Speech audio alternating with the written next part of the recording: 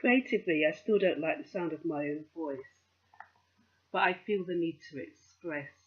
I always feel somewhat embarrassed of my creative chest.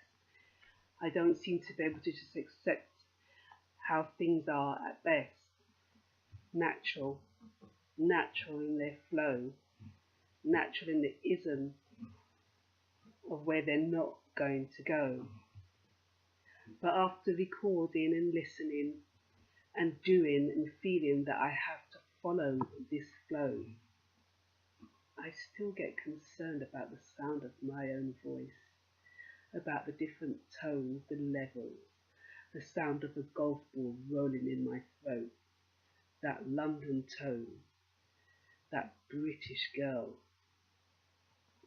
the old Londonian woman who still worries about not liking the sound of her own voice.